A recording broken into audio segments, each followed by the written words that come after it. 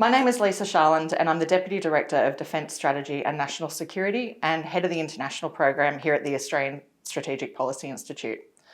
We're delighted to be joined by Major General Cheryl Pearce today as part of our interview series in the Women in Defence and Security Network, WDSN. Major General Pearce has just returned from serving as the Force Commander in the UN Peacekeeping Mission in Cyprus. So we're going to talk to her a little bit about her experience there, but also about her career serving in the ADF over the last few decades. Welcome to the series, Major General Pearce. Thanks, Lisa. So I thought we might start today and talk a little bit about your experience serving as Force Commander in the UN mission in Cyprus. You were there for 2 years. You were overseeing or commanding more than 800 military personnel that were serving as part of that mission. How did your leadership style contribute to serving as the Force Commander during effectively what were these unprecedented times with sort of COVID starting to spread during the time that you were serving there? And what leadership attributes do you think are most important for serving in an environment like that? No, thanks, Lisa. I look back in part of the leadership team and UNFICYP, which is United Nations forces in Cyprus. 800 were military and there were just over 200 based of police and civilians. So together we certainly worked collaboratively and then had to work towards and through COVID, and they are still sitting within that same environment now. For me, leading through COVID, I was very fortunate. I'd already been in country for 14 months prior to COVID hitting Cyprus, and I had already established my relationships with the senior leadership of the mission. In addition, when you talk about the 800 military, they were made up of 14 different nations where the majority English was not a first language. So the creation of an inclusive and diverse workforce was really essential for me to lead with the style and the approach that I lead with. And also to create the framework of good governance and accountability through all. All of my commanders had been in country for about 4 months of their 12-month tenure, so we had established those relationships. And when we talk about COVID hitting Cyprus, it was a wave. It came through Europe first, so we were getting the early information through WHO, UN headquarters, and also the Republic of Cyprus to understand what our parameters were. So we had to be really agile. We had to work quickly to understand and to develop protocols, both preventive and in response plans. We led for the mission because we're the greater force and military are generally good planners. So when I talk about our operation there, we had to conduct 24/7 ops. And that meant we had to patrol, we had a continual patrolling program, we had to establish and continue engagement with the two opposing forces, the Turkish forces and the Cypriot National Guard, and also establish and engage with the civil community. So for that, we couldn't stop and lock down through COVID. Additionally, the camps were quite austere. We had 4 and 8 men and sometimes up to even larger living conditions with limited ablutions. So there was a high risk. So the protocols that we had to put in place were really important. And for me, the attributes in leadership on how we worked through this was focused on the empowerment, the trust, respect, and that was key, and I had developed that. The things that I had to really focus on, and my style didn't change, I just had to emphasise in a couple of different areas. Agility was key, first up. Agility in communications, really understanding and listening, and each different nation had a different approach. They all had national agendas, 14 different nations also had their position on it. So we had to come up with our preventative measures, how we could continue operations, how we could work together. And as things became locked down and we often didn't have as much face-to-face, how we could communicate. And that was built on trust and respect. And so that was just heightened and really that good communication. Also, we're very cognizant of reputational risk as a UN. And that the fear by Republic of Cyprus, by a host nation, of being the spreaders. So that one we were very conscious of our protocols and being very transparent and engaging, and for me to be communicating with both the opposing force commanders and really establishing those relationships. The thing that I found was what I really dug deep over time was the empathy and perspective, and trying to think about it from each and everyone's perspectives. Not only from my military force, and you got different nations, Argentinians, Slovakians, and their relationships with their countries. Their families were home in a different country, so their fear for their families was real. And how do we get them to be able to communicate with their families? They couldn't get home. They were cut off from their home states. There was no movement. We were on lockdown from an island perspective. And so that was also difficult. So really engaging and having that level of empathy and listening to my commanders and what worked for them. Now, how each of the different forces worked was very different. They had different cultures, so respecting the cultures of each of the different nations and allowing the commanders to understand my intent and then work with what worked best. One size didn't fit all, and I worked with how we could do our protocols for COVID. Personally, I found it very exhausting over 12 months. It was hard. I won't deny that. It was lonely. Command is lonely. There was no socialisation. It was very restrictive of what we could and couldn't do around work. And I drew back on friends, family, and I had a small Australian team, and they were just my lifesavers in country. And I have an enduring relationship with them now based off the back of what we've shared experience in the last really 24 months. I think, as you pointed out there, I mean, command at times is a lonely experience, but then you go into a global pandemic where people are locked down, where you're isolated, it certainly sounds only more challenging. I want to reflect back a little bit on your operational service overseas. You've served in Timor-Leste, in Afghanistan, in command roles, in some of those deployments. What have you learned from those experiences? What did you draw on in terms of preparing to serve in this force commander role from those experiences previously that you've had with the ADF? And what sort of, in terms of your service overseas, do you think have been some of the successes and some of the setbacks that you faced? No, thanks for that, Lisa. Look, I would say I was well prepared and walked or stepped up to commander of the task group Afghanistan well. Everything through my career had, my education, my training had prepared me for that environment. And I found that my focus and the execution of the mission, whilst challenging, was as I thought it would be. I would say I was underprepared or did not have the exposure in a UN environment. As a junior officer, it's about yourself, about your task and your role.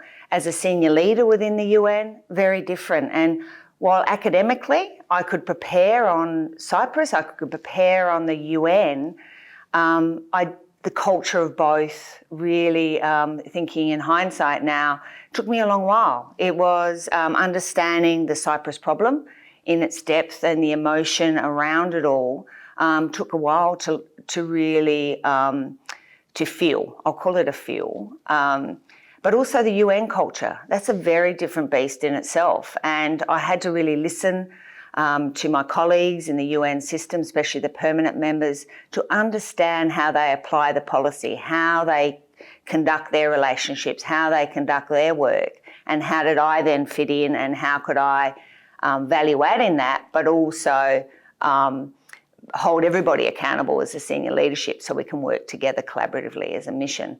So the challenges for me really have been, what I learned is about values. I take them for granted, and the value set that I have and how you then impose that in an international environment, both its strength is that when you have 14 different nations in a multinational force, you don't have any standardised language, you don't have a standardised training and procedures or special, standing operating procedures. You base off of values about teams and trust, and you work in that space. But the hardest one also is you have an expectation of a values-based and a communication and probably nearly an unconscious bias about the way you conduct operations. And that became also really having to challenge myself in my thinking and understanding, is my position right just because it's my position? And really to have the humility as a force commander, just because I am an Australian and this is the way I do it, is that the right way? And is that the only way? And to step back and really engage with my colleagues, engage with my subordinates, and really listen to find out what is the best way. And sometimes an agreement by 80% is a better outcome than you will do it my way. And because we have to continue to develop and grow as an organisation, whether it be ADF or whether it be in a multinational force. No, I think they're really important things to take away in terms of, I guess, people who are looking at future positions like the ones that you've served in. You've had a number of firsts in your career, and in sort of the UN peacekeeping mission in Cyprus has been held up for having the first all-women-led leadership team with the special representative, the civilian lead of the mission, and also the police commissioner. What have you learnt or understood, I guess, about some of the barriers to women being able to serve in some of these senior leadership positions? Yeah, look, thanks, Lisa. I look at it in two different levels. Going in, I wasn't as, I became very self-conscious about being female. Nothing in my career, I've always believed I can do everything, and that my gender has never been a barrier for being the best I can be and being able to do whatever I choose. And I feel very blessed to have had that experience in that. Whether it be Australia, though, with policy settings, or the UN with policy settings, or many member states, there are many barriers. And I would put it into two areas. One is in the recruitment and one is in the retention. I assess that if we're going to grow, you can't just buy a force commander. I'm 35 years in the making, and all our senior leadership at least 20 years plus. And so for that, you have to nurture, grow, develop, and really open up and find opportunities for them to thrive, because they'll walk with their feet. If they're not in an inclusive environment where they feel valued, they'll walk and do something else, and that's a retention piece. But the recruitment is about working with member states, and that is about how do we lift the barriers, both policy, culture, and the social, to enable and for women to thrive, to give them the training, the opportunities to develop in their own militaries as well as in the UN, because the UN can only reflect that which are in member states. So if member states only have 5% women, you're not going to get any greater than that in the UN, or if you do, you cannot sustain it. So I think its onus is on the UN, member states, both to work together to work towards how we recruit and how we retain our junior females so they become our next senior leaders. And I think that, as you would be aware, that work that's happening with the ELSI initiative to look at barriers, there's some really important work that's happening, which hopefully will, as you say, have results or sort of dividends over the next few years. That I think is so important. It's probably an opportune time to turn a little bit briefly to your life outside of the ADF and sort of your interests, your family, and how have you balanced that with sort of your career path and your career decisions over the last few decades? Lisa, it's the question about balance. Look, I have two wonderful young adult daughters now, and I went to find time to have children in the military was the first decision, and then really how do we balance it all through my career. And I look about everything as opportunities and choices, and making a decision each step of the way. And if I reflect back at my senior years now, looking back over my career, is it has meandered. It hasn't been a traditional approach. I took time off to support my former husband for his posting to the States, but it gave me a great time to have time with my children. Policy settings in the ADF at that time didn't allow me to work part-time or to work overseas.